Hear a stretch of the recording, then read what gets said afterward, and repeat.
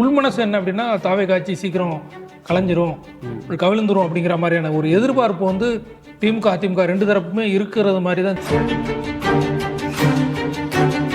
ஒரு ஆட்சி புதுசு அவங்களுக்கு கொஞ்சம் வாய்ப்பு கொடுக்கணும் இல்லையா? எடுத்து வந்த உடனே வந்து நீங்கள் ஒரு 3 மாதம் தாங்காது 6 மாதம் தாங்காதுன்னா இது எப்படி எடுத்து இருக்கிறவன் நான் எதுக்கு அந்த கட்சி ஆட்சி செய்யணும், நான் எதுக்கு நினைக்கணும், என் கட்சி ஆட்சி செய்யணும் தான் நான் நினைப்பேன். அப்படிதான் அவங்க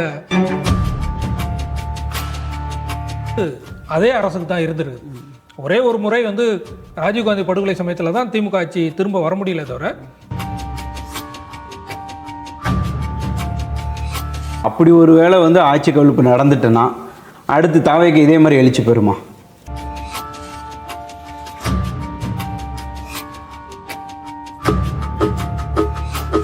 சார் வணக்கம். வணக்கம், நல்லா இருக்கீங்களா? நல்லா இருக்கேன் சார், நீங்கள் நல்லா இருக்கீங்களா? சொல்லுங்க. ஓகே சார், தாவேக்கா ஆட்சி பொறுப்பேற்றதுலேருந்து திமுக வந்து 6 மாதம் இந்த ஆட்சி தாங்காதுன்னு சொன்னாங்க. இப்போ என்னன்னா 3 மாதம் கூட தாங்காது போலையே அப்படின்னு திமுக தலைவர் ஸ்டாலின் சொல்லியிருக்காரு. இதை எப்படி சார் எடுத்து? அவர் வந்து என்ன சொல்றாரு அப்படின்னா, நம்ம 6 மாதம் தாங்காதுன்னு நினைச்சோம், 3 மாதம் கூட தாங்காது போல அப்படிங்கிற மாதிரி ஸ்டாலின் பேசியிருக்காரு.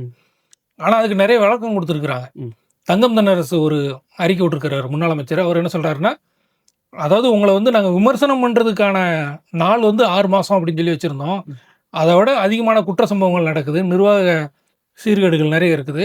இதனால் வந்து 6 மாதம் கூட தாங்காதுன்னு நினச்சோம், ஆனால் 3 மாதத்தும் தாங்காது போல அப்படிங்கிற மாதிரி அர்த்தம் வேற, நீங்கள் வேற மாதிரி புரிஞ்சுக்கிட்டீங்க அப்படின்னு சொல்லி சொல்கிறாரு. ஆனால் அவங்களுடைய உள்மனசு என்ன அப்படின்னா தாவே காட்சி சீக்கிரம் கலைஞ்சிரும் கவிழ்ந்துரும் அப்படிங்கிற மாதிரியான ஒரு எதிர்பார்ப்பு வந்து திமுக அதிமுக ரெண்டு தரப்புமே இருக்கிறது மாதிரி தான் தெரியுது. அவங்களுடைய செயல்பாடும் அப்படிதான் தெரியுது சார். அப்போ அதாவது ஒரு புதுசாக ஒரு ஆட்சி வராங்க, அவங்க இது ஒரு நாகரிகமான ஒரு அரசியல் முன்னெடுப்பு இல்லைன்னு தானே தமிழ்நாடு அரசியலை பொறுத்த வரைக்கும் பார்க்க முடியுது. எதை பேசுறதையா சொல்றீங்க? ஆமாம், இப்படி ஒரு ஆட்சி புதுசாக அவங்களுக்கு கொஞ்சம் வாய்ப்பு கொடுக்கணும் இல்லையா? எடுத்து வந்த உடனே வந்து நீங்கள் ஒரு 3 மாதம் தாங்காது 6 மாதம் தாங்காதுன்னா இது எப்படி எடுத்து? வாய்ப்பு வந்து யார் கொடுப்பாங்கன்னா அந்த கட்சிக்கு ஆதரவாளர்கள் கொடுப்பாங்க. எதிர்கட்சியாக இருக்கிறவன் நான் எதுக்கு அந்த கட்சி ஆட்சி செய்யணும், நான் எதுக்கு நினைக்கணும், என் கட்சி ஆட்சி செய்யணும் தான் நான் நினைப்பேன். அப்படிதான் அவங்க நினைப்பாங்க. இதுக்கு வந்து ஏதாவது தில்லுமுள்ளுகள் நடந்தது அல்லது எம்எல்ஏக்களை தூக்குறாங்க, சட்ட ஒழுங்கு பிரச்சனை பெரிய அளவில் ஏதாவது நடக்குது அப்படின்னா நம்ம வந்து சொல்லலாம். பேசுறது வந்து அவங்க பேசதான் செய்வாங்க. ஆட்சியின் மேலே எதிர்கட்சியினுடைய வேலையே அதுதான். ஆளுங்கட்சி எந்த கட்சி இருக்குதோ அவங்கள குறை சொல்றது அவங்களுடைய வேலையாக இருக்குது. தாவேக தரப்புலேருந்து என்ன சொல்கிறாங்க அப்படின்னா, நாங்கள் வந்து இப்போ தான் 1 மாதம் தான் ஆகுது, நீங்கள் எல்லா இந்த பிரச்சனையிலும் நீங்கள் செஞ்சு வச்சது தான் நீச்சி தான் இப்போ நடக்குது. சும்மா என்னையே அண்மையில் முதலமைச்சர் கூட சொல்லியிருந்தார், நீங்கள் எல்லாத்தையும் பண்ணி வச்சுட்டு போயிட்டீங்க, ஏன் மேலே பழி சுமத்துறீங்க, இதை நாங்கள் சரி பண்ணணும் இல்லையா, அதுக்கு எங்களுக்கு நேரம் வேணும்ல அப்படின்னு சொல்கிறாங்க தாவேக தரப்பு. அது சிங்கப்பெண்கள் அதிரடிப்படை தொடக்க நிகழ்ச்சியில் கூட விஜய் சிஎம் விஜய் அப்படி வந்து பேசியிருக்கிறாரு. என்னன்னா இது அவங்க இத்தனை வருஷமா போதை பிரச்சனைனாலும் சரி பெண்கள் பாதுகாப்பு சம்பந்தப்பட்ட எதுவுமே செய்யலை அப்படின்னு சொல்லி அவர் சொல்றாரு. அதை செய்யறது தான் அவங்களுக்கு ஓட்டு போட்டுருக்குறாங்க, நீங்க செய்யணும். இப்போ எதுக்காக இந்த ஆட்சி கலைப்பு பிரச்சனை வருது, ஆட்சி கவிழ்ப்பு பிரச்சனை வருது அப்படின்னா 2 விஷயம் முக்கியமா வந்து ஒரு நெருக்கடி வந்து தாவேக அரசுக்கு உண்மையில இருக்குது, வெளியில காட்டிக்கல. இப்போ அமைச்சர் அருண்ராஜ் கூட என்ன சொல்லியிருக்காரு அப்படின்னா, எப்போ தேர்தல் வந்தாலும் சந்திக்க நாங்கள் தயாரா இருக்கிறோம், திரும்ப தேர்தல் வந்தால் சந்திக்க நாங்கள் தயாரா இருக்கிறோம். அப்படி ஒரு தயாரிப்பு வந்து திமுக அதிமுகவுக்கு இருக்குதா அப்படின்னு சொல்லி அருண்ராஜ் வந்து கேட்டிருக்கிறாரு. அப்புறம் அருண்ராஜ் கேட்கறதுக்கான காரணம் என்னன்னா, அவங்களுக்குமே தெரிஞ்சிருக்குது சரி ஏதோ ஒரு பிரச்சனை இருக்குது அப்படின்னு. 2 விதமான பிரச்சனைகள் வந்து தாவேக அரசுக்கு இருக்குது. ஆட்சி வந்து முடிகிறதுக்கு 5 ஆண்டுகள் தொடர்றதுக்கு நிறைய வாய்ப்புகள் இருக்குது.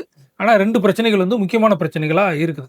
சார் ரெண்டு பிரச்சனை சொல்றீங்க இல்லையா, அது என்ன பிரச்சனைங்க சார்? 2 பிரச்சனை அப்படிங்கிறது வந்து ஒன்று வந்து நம்பிக்கை வாக்கெடுப்பு நடந்துச்சுல்ல, விஜய் ஆட்சி பதவிக்கு வந்த உடனே நம்பிக்கை வாக்கெடுப்பு நடந்தது. அந்த நம்பிக்கை வாக்கெடுப்புல வந்து அதிமுக எம்எல்ஏக்கள் வந்து மாற்றி ஓட்டு போட்டாங்க. ஒரு குரூப் வந்து தாவேக அரசுக்கு ஆதரவு தெரிவிச்சாங்க, இன்னொரு குரூப் எதிர்ப்பு தெரிவிச்சாங்க. இப்போ இந்த கேஸ் வந்து சுப்ரீம் கோர்ட் வரைக்கும் போகுது.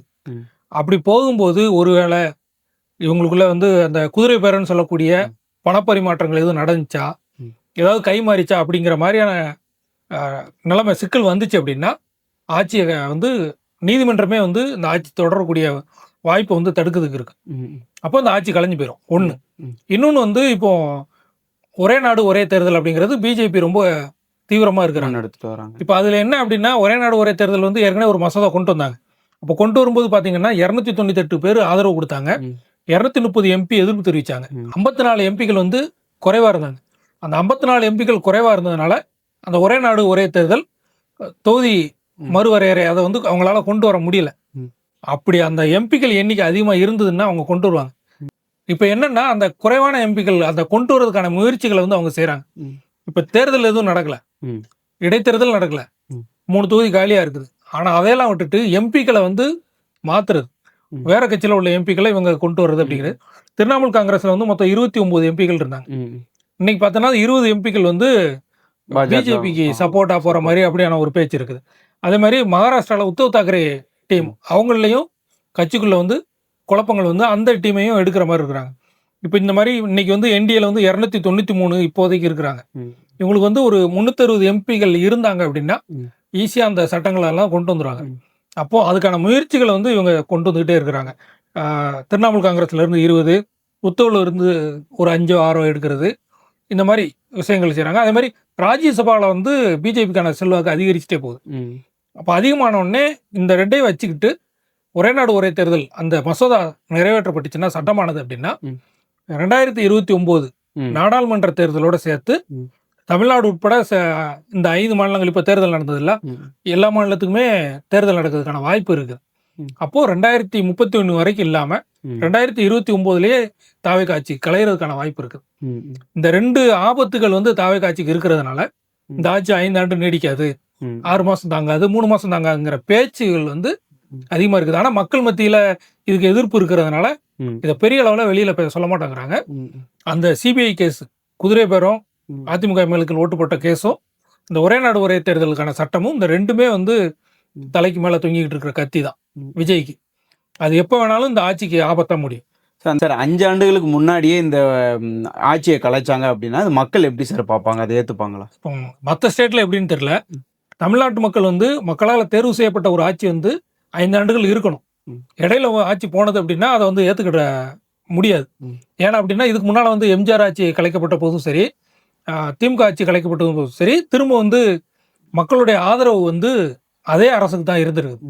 ஒரே ஒரு முறை வந்து ராஜீவ்காந்தி படுகொலை சமயத்தில் தான் திமுக ஆட்சி திரும்ப வர முடியல தவிர, இப்போ எம்ஜிஆர் ஆட்சியை கலைச்சாங்க, நான் என்ன தப்பு பண்ணேன், ஏன் என் ஆட்சியை கலைச்சாங்க அப்படின்னு சொல்லி எம்ஜிஆர் ஊர் அதை ஒன்று தான் பிரச்சாரம் பண்ணார்.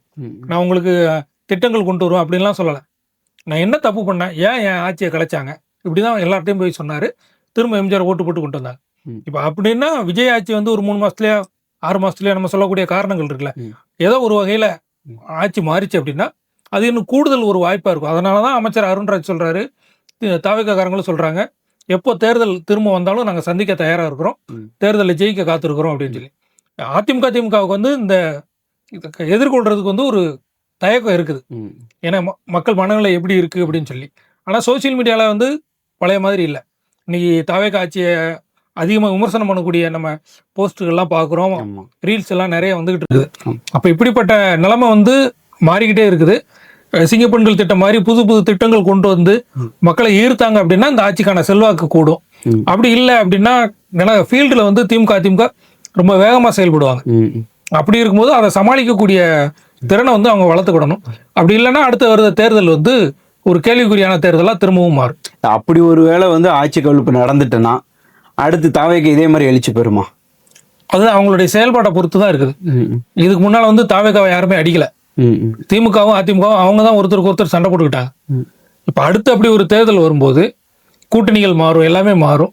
மாறும்போது அது வந்து தாவேகாவுக்கு இந்த அளவுக்கு செல்வாக்கு இருக்குமா அப்படிங்கிறத அவங்க என்ன செய்யறாங்க அப்படிங்கிறத பொறுத்து தான் இருக்கும். தாவேகா ஆட்சி 5 ஆண்டுகள் நீடிக்குமா, இல்லை இடையில ஏதாவது சிக்கல் வருமா அப்படிங்கிறத மக்களாகிய நீங்கள் நம்ம கமெண்ட்ல தெரிவிங்க. நன்றி, வணக்கம். நன்றி.